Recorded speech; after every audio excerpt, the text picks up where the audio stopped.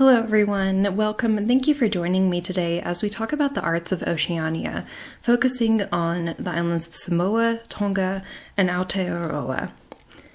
Oceania is a very large region in the Pacific Ocean, mostly located south of the equator and stretching from Australia to Hawaii. It's divided into four regions: Micronesia, Melanesia, Australia, and Polynesia. The largest of these areas is Polynesia, and Oceania does not include Indonesia, you'll notice, which, although it's sometimes listed with it, that's incorrect. Indonesia is part of Southeast Asia and has separate traditions. It's part of the Southeast Asian culture, not part of the Oceanic sort of cultural group. This map, as you'll see in the large note at the bottom, has been modified for clarity. These islands are not actually drawn to scale. They're shown here as being much, much larger than they actually are. In truth, really, these are minuscule islands in a giant ocean. The yellow dots that you're seeing here are not the islands themselves. They're the pins, the sort of markers that are showing you where the islands are, but most of the islands are so small you cannot see them. In fact, really, there's about 3,500,000 square miles of land, almost all of which is Australia, whereas there's 55 million square miles of water, so tiny islands in a vast ocean. There's about 25,000 islands, and most of them are uninhabited, and most of them are also quite small.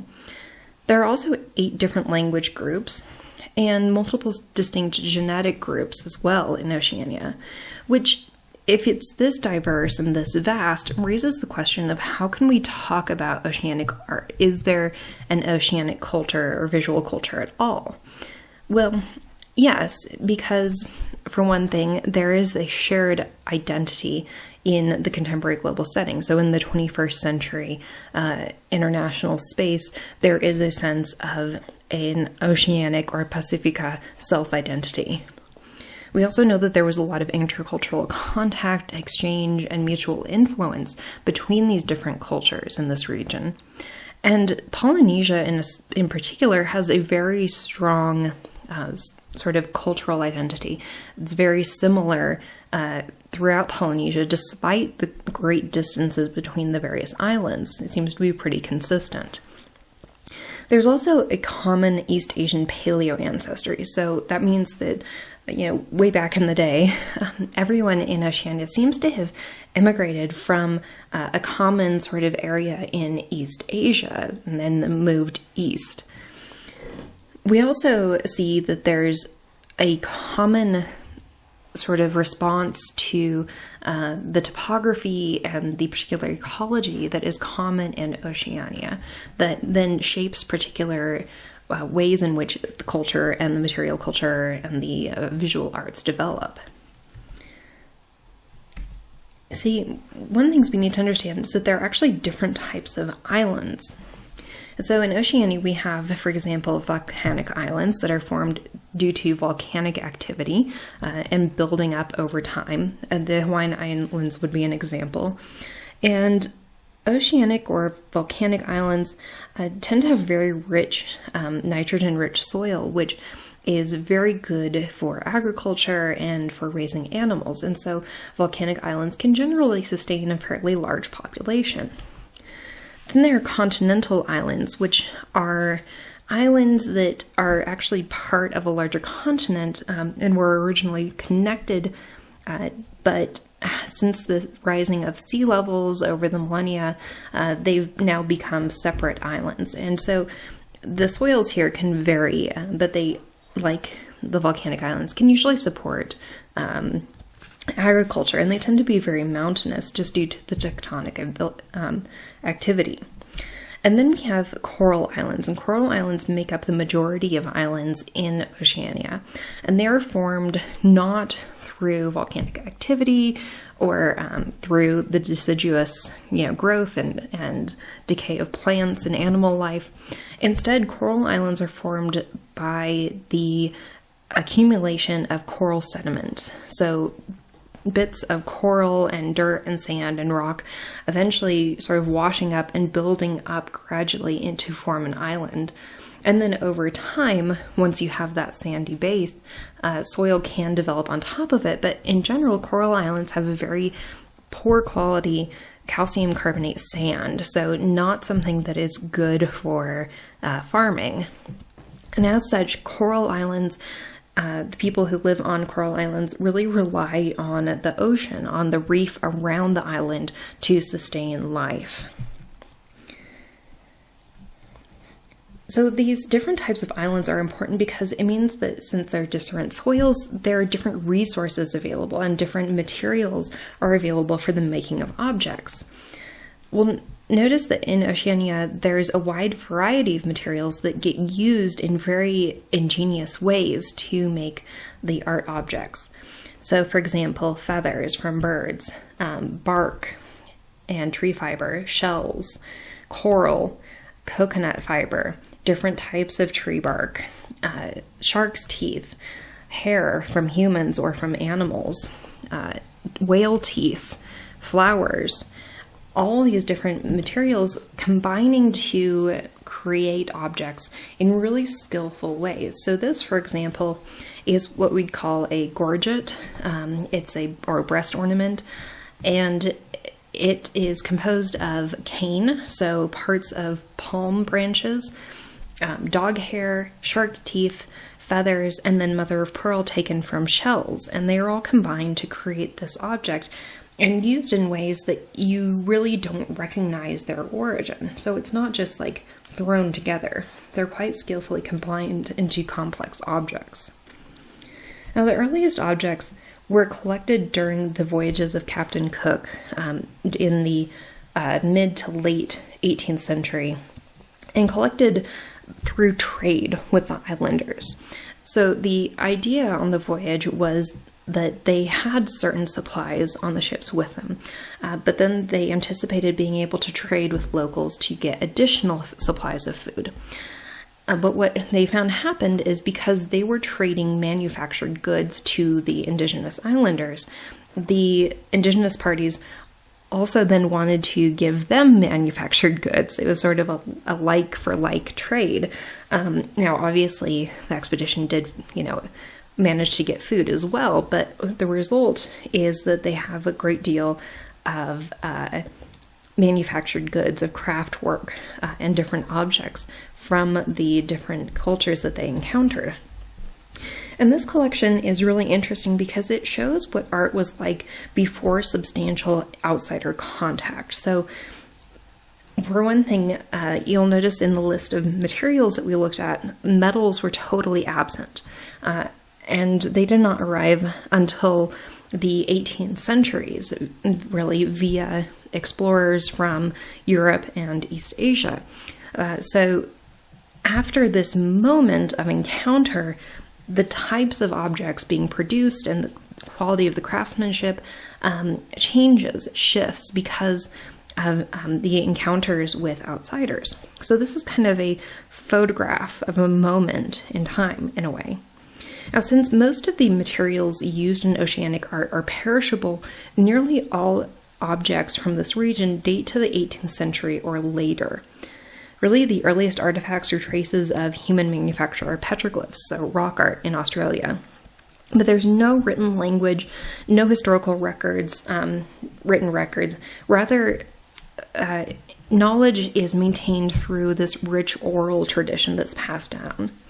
So these objects that we look at are physical witnesses to the oral histories, but there's also a lot that we don't know. Now, not only in Micronesia and Polynesia, but throughout Oceania, material culture consists exclusively of functional objects. They're classified as decorative arts or craft in European cultures. They would not be considered fine art. So things like this woven basket. Now, or they wouldn't really be counted as art at all in East Asian cultures. So it would be easy to write them off without understanding the subtle meanings behind them. It would be easy to look at this and just say it's a basket. But as we understand the culture more and the different symbolisms and the manufacture, of these objects, we can understand some of the meaning and the importance behind them.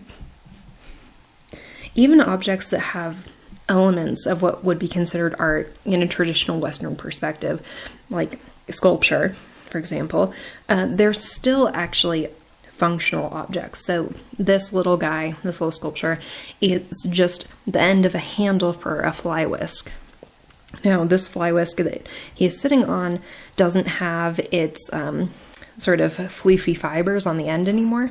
So the one I'm showing you on the left is a different fly whisk that does still have the fibers intact on the end. So one thing that's important to consider is that there's no word for art in any of the oceanic languages. And so then how can we talk about art in cultures that don't even have that concept or to have a word for that? How can we evaluate art? How can we talk about art in that setting? Well, I think it's important to understand art not as fine art exactly, but rather as the expression of choice, of the artist's or craftsman's choice to craft something in a specific way. And within Oceania, we can see that there are underlying values and functions that determine the success of an object, whether or not an object works according to the indigenous cultures. There's three sort of main priorities: the desire to assert and visualize inequality in keeping with hierarchy, so to reinforce status. There's the desire to maintain and manifest connections to the past, to express continuity with the past. And then there's a desire to project and contain and deploy power. There are also then three properties through which an object can be judged or evaluated in order to achieve these goals. So three sort of techniques or methods, like the skillfulness of the object, the subtlety with which the object expresses its ideas, the sort of obvious surface meanings of things are not valued. It's more desired to have something that you have to look at and kind of decipher. Subtlety and complexity are really highly valued in oceanic visual culture. And then there's also the interconnectivity of the arts that's important to remember, that the arts are connected to life and to how the world is seen and understood. There's no separate category for art. It's all part of life and part of the way in which meaning and understanding of the world is constructed. Finally, the objects and ritual and space itself are defined by the concepts of mana and tapu. Now, mana is basically a sort of supernatural power. It's a aura or a force. It can be reputation or psychic power. It's something that's present everywhere and everyone has it. But a person's mana can also be cultivated or strengthened and increased. And it's also linked to a person's status and reputation. Mana can become trapped in the objects or clothing that comes into contact with a person. And then if that thing, something containing mana, comes into contact with another person, whether it's something captured from an enemy or received from an ancestor, that mana is then added to theirs. So tapu then are the restrictions, the sort of boundaries that regulate behaviors to protect and channel mana appropriately. So there are the rules, the boundaries, right? And in fact, the English word taboo comes from tapu. So for example, it is tapu in indigenous Hawaiian culture to wear someone else's clothing, because to do so would be to steal their mana. But this isn't just like a matter of good behavior, it's also a question of safety, because if the clothing belonging to someone with a very robust mana, like a chief perhaps, it could harm a lower status recipient. There's actually a danger to it.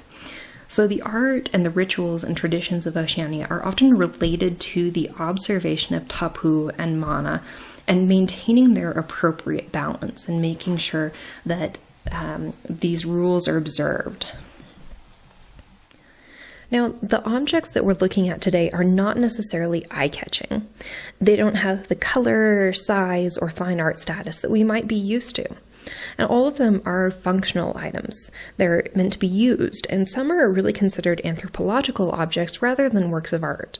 But they all carry particular importance in oceanic cultures, and they all connect to the intertwined ideas of hierarchy, history, and power, and they operate through the deployment of mana and tapu.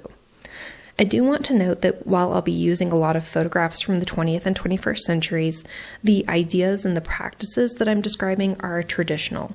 So they may or may not be active today, and even the practices that are active are inevitably understood differently now than they were 100, 200, 300 years ago. Now, it is still common throughout the world to weave palm fronds to create rugs, baskets, wraps for clothing, fans, and more. And one of the things that distinguishes oceanic art historically is its textile production, because there are no looms, there's no cotton, silk, wool, or leather. And so instead, fabric for clothing, bedding, and display, or whatever, is produced using bark, leaves, coconut fibers, or in New Zealand, from flax. So one of the tasks traditionally assigned to women was the preparation and weaving of palm leaves to create mats for flooring, blankets, clothing, etc. And in Tonga and Samoa, these woven mats have an especially high status and important function. See, during the weaving and braiding process, it's believed that the manas of the maker becomes bound up in the weave itself. The mana becomes entangled in it and inseparable from it. And if spells or prayers are performed during the weaving, then the object becomes imbued with that magic, and it carries that mana just as effectively as you might carry water in a bottle. So although we don't normally think of textiles as being containers, in a spiritual sense, they absolutely are, as they carry this mana with them.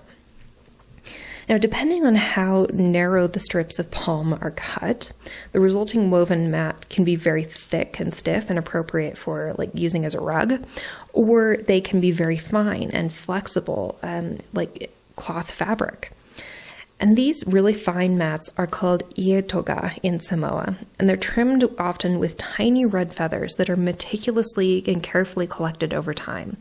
So rather than just killing the bird and taking all the feathers from it, the practice is to actually catch the bird, and you can take 4 feathers from a single bird, and then you have to let the bird go. So although I'm sure the bird is really not thrilled about this process, it's a very respectful and sustainable practice. But it also means that it takes a long time to collect all the feathers. And these red feathers are so precious that strips of them were actually used as a kind of currency elsewhere in Polynesia. So while this mat may not look like much to our eyes, mats like this were really treasured. But it's important to note that they were treasured, but they were not hoarded. Rather, an ietoga would receive a name. It was often associated with a legend, and it was circulated as a gift. So this specific mat is named Lalau Ta'amu Tafea, and you can see in the close-up how incredibly fine it is. Also notice that it has 2 rows of red feathers, so even more sort of precious than the one we just looked at. And like most fine mats that have received a name, its maker and the date of its creation aren't actually known. But its recent history demonstrates the important role of these named mats as formal gifts. So the King of Samoa gave it to the British Governor-General of New Zealand when he visited Samoa in 1962. So it was a political gift, very important. Now, it was then inherited by his son, who, as British High Commissioner to New Zealand and Samoa, then presented the mat to Tupua Tamasese Efe, one of the leading chiefs of Samoa, and a really important, major political leader. So he, in turn, then gave the mat to its current home at the National Museum of New Zealand, which is called Te Papa. So the status of these people shows how highly regarded the mat is, how precious it is. And it's not the feathers or the technical skill or the prestigious owners per se that define the status of a named mat. You see, not only are mats considered to carry the mana of their creator, but they also carry the mana of every person and event and ritual with which that mat has been involved. So we can look at Queen Salote of Tonga as an example. And in Tonga, named mats are called kia hingoa, and they're sort of considered entities in themselves. They're kind of personalities. And at her European-style coronation, Queen Salote wore a gown and robes, as you can see on the left. But for her Tongan ceremony, she was wrapped up in multiple kia hingoa, including the one that she's shown wearing in this later photograph in the center. It's called Lalanga Aulukilupetea. It's believed to be over 600 years old. So, in other words, the langa is sort of equivalent to the crown jewels or to royal robes or the ancient throne of some other culture. And when Queen Elizabeth visited Tonga shortly after her own coronation, Queen Salote wore lalanga again, which was both a sign of respect and honor and a sign of Salote's ancestral authority. By acting as a witness to those 600 years of Tongan history, it made her genealogical authority present. When Salote died in 1965, her body was carried on a canopied platform from the palace to the royal tombs. Interestingly, it's tapu to carry a dead body through a door. So the entire platform with the coffin on it, had to be carried over the wall of the palace in order to be transported to the tombs.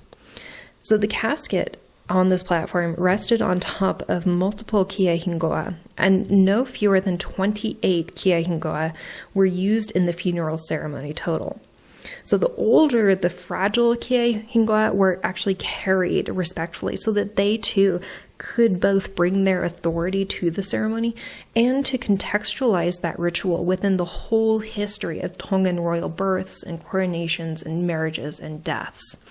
So in these photos, just to clarify, you can see the mats are stacked one on top of another here and on the right here, like layers. So here, Queen Salote's granddaughter, Princess Pilolevu, and her husband are wrapped in multiple mats.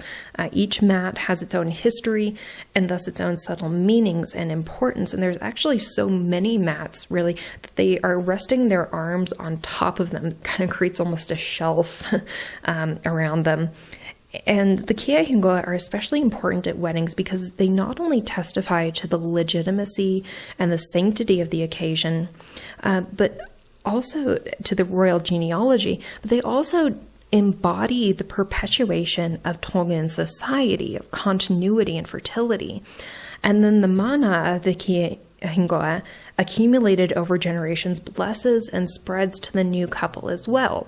So the kia hingoa isn't just valued because it belonged to such and such a person or it was at some certain event.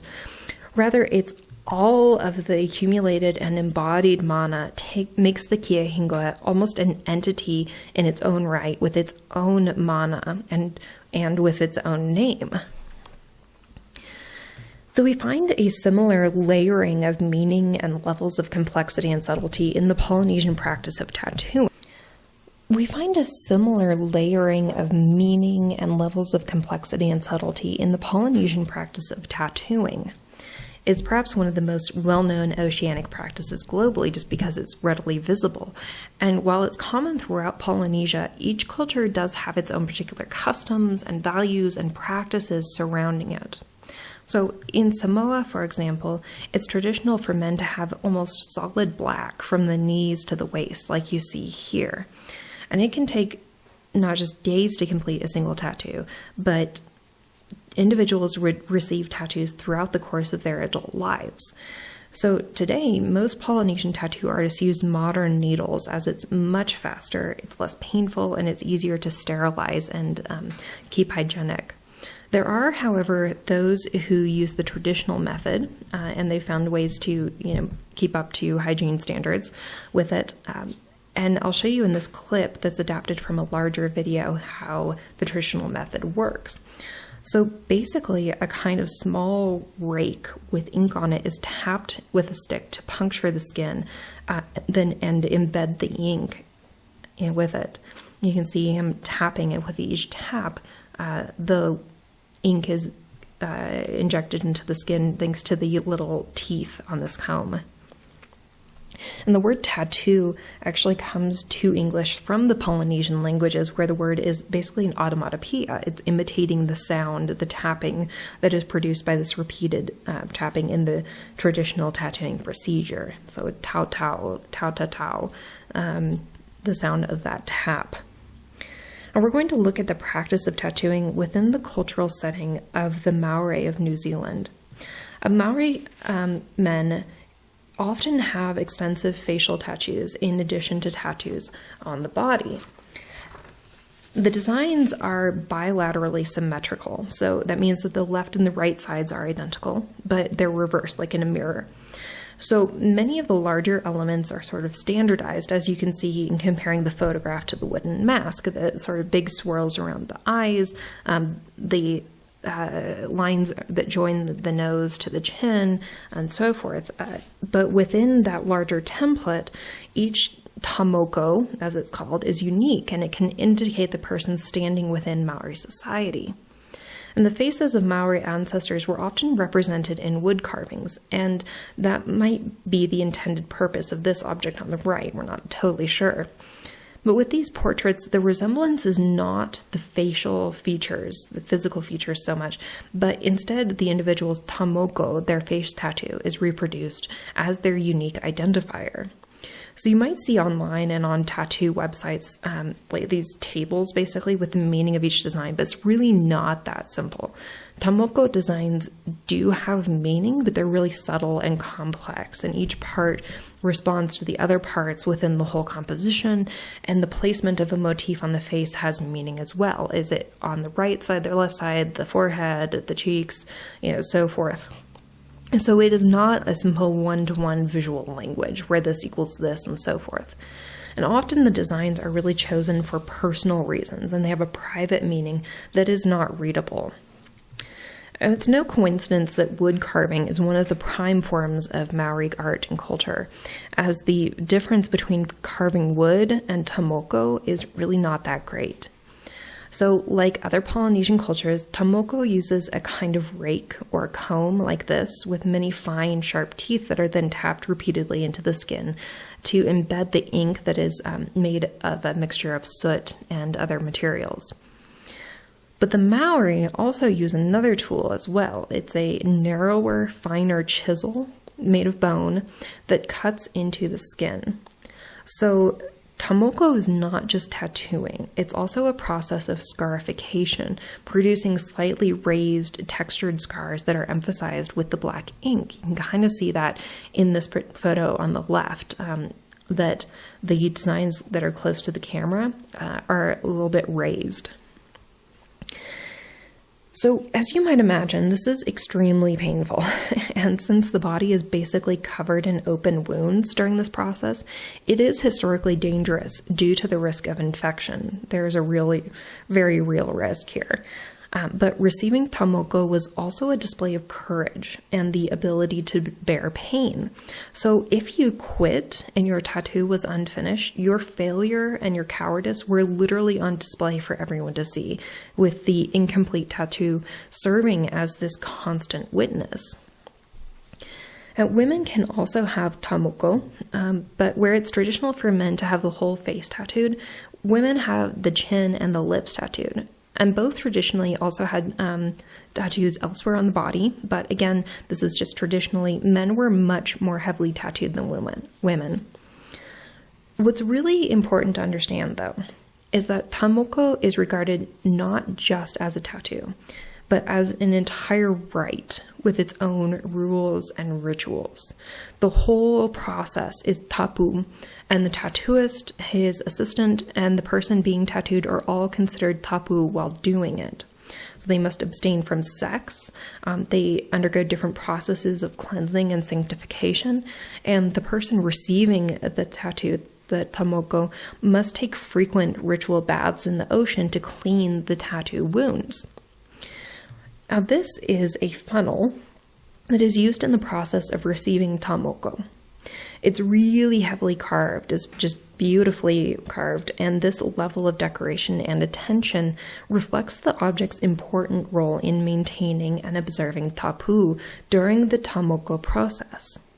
Now, if you look carefully, it's rather fun. You can see different faces interwoven in the lines. So here, the eyes, the nose, the open mouth of this one of the faces. There's another face right here. He has his tongue out, and you can see there's half of one right here, and so on and so forth. So why do we need this funnel for tattooing? Well, food is to be kept away from tapu events and sites. So food preparation was the job of slaves, or like the lowest people in Maori society. And so to eat, you obviously have to eat during this process. So a funnel like this one would be used with mashed up food to feed the individual who's being tattooed while preventing at least outward contact with that food. So your mouth touches the funnel and the food goes straight in. There's no breaking of the tabu. There's also a practical element if the face is being tattooed, because it can be very, very sore and even swollen. So opening the mouth or chewing is very painful. The head is considered tapu, and the top of the head is especially charged with mana, so te moko focuses a lot of attention on the face and head.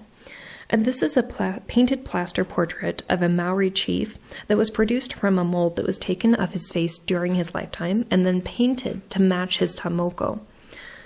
Because the head is so important, in Maori warfare, the heads of enemies were often cut off as trophies. Then they could be traded back in exchange for prisoners or as part of a peace treaty or whatever. Or if the tribe was particularly spiteful, the heads would just be set out on spikes and left to decay, which was a huge insult. So the most relevant image I could get for Maori warfare is this watercolor that was produced by a European artist showing Maori performing what is called a haka. He calls it a tribal war dance. But hakas are not just war dances, though. The word itself just means dance, and hakas can be done at weddings, funerals, and they're most frequently seen today on the international stage at rugby and soccer games. So the New Zealand All Blacks rugby team performs a haka before each game, and that particular haka was actually created by a Maori chief in 1820. So the haka is very intimidating, but it's intended as much, or really more so, to encourage and boost the performers of the haka themselves, to strengthen and stir up their mana, to evoke their heritage, and to bring that energy and that power into the present moment. And I should also note that hakas are part of the broader Polynesian tradition. They're not just Maori. So the Samoa and Tonga also perform hakas. Now, as you might guess, the practice of tamoko was especially interesting to Europeans. And in one of those episodes from history that really make you wonder about people, tattooed heads, or toimoko, were purchased, traded, and stolen from the Maori and ended up in museums and private collections in Europe, the US, and Canada. And this was even though the selling and trading of human remains was made illegal in 1830. Some of these were voluntarily exchanged by Maori for firearms, and you'll notice that 3 of the warriors are shown with rifles in the haka image. And in these instances, they were the toimoko of enemy tribes, or the remains of another indigenous people, the Moriori, who were conquered by the Maori. Or they were the heads of slaves that had been tattooed with meaningless designs specifically for trade. So the selling and trading of human remains was made illegal in 1830, like I mentioned, but that did not stop it completely. And in many instances, the remains were straight up stolen. So this guy, Andreas Reischek, looted over 40 toimoko from Maori graves that he had located by gaining the trust of the tribes. So in his journal, he even says repeatedly that he knows it's wrong and that the Maori would kill him if he were caught. So he has a full recognition of how horrible this thing is. But the thing is, Reischek then takes his spoils back to Europe and can't get any museum to buy them. And I can only imagine those conversations. Like, I'm sorry, you want us to buy what? But really nobody wanted them. So they eventually ended up in a museum in Austria, and they were basically forgotten about for like 20 years or so, when a delegation from New Zealand asked for them back, and the curators were like, wait, what? So they returned the heads, and thanks to the efforts of the New Zealand government, Maori and Moriori leaders, and museum curators and collection managers around the world, around 600 ancestral remains have been successfully repatriated to New Zealand, where they are welcomed home and reburied with due ceremony. Now, I think it's really safe to say that no culture would be okay with having their ancestors' remains stolen and put on display abroad. But ancestral heritage is extremely important in Maori traditional culture. And a great example of this is the Maori tribal meeting house. So a waranui is a type of structure that emerged in the 1840s, really, as a gathering site for Maori communities. Each Maori tribe traces its lineage to one of the canoes that brought the first Maori to New Zealand from elsewhere in East Polynesia, somewhere around the year 1350 CE. Now, the tribe's waranui is usually named after an ancestor, and the structure itself is seen as a physical metaphor for the body of that ancestor from which the whole tribe is descended. So at top, we have a head. The two barge arms, as they're called, are arms. The front posts are the legs supporting it, and the roof beams are ribs. And then the long beam that runs along the length of the roof at the top is the spine. So this particular waranui is called a hotonui, and it is one of the oldest surviving waranui in the world, as it was constructed in 1878 by the Awa tribe, or Ngati, of Wakatane. It was constructed as a wedding gift to another tribe, the Ngati Maru. And it's today housed in the War Memorial Museum in Auckland, where it's nicely protected from the elements and can be visited. Now, although there's no waranui in Cleveland, there is one in the Field Museum in Chicago, and this carving is in the collection of the Cleveland Museum of Art. It's a type of carving called a pare, and it would go over the door. So this is a really important spot, right? Because this marks the transition from the normal world outside to the restricted interior of the waranui, the tapu space, the interior of the ancestral body, and the space of the family. And since it's a tapu space, no food is allowed inside, and visitors have to go through basically a welcoming ceremony that removes their own tapu before they can enter. This central figure in the pare here is probably a female ancestor, and so she watches over this important threshold.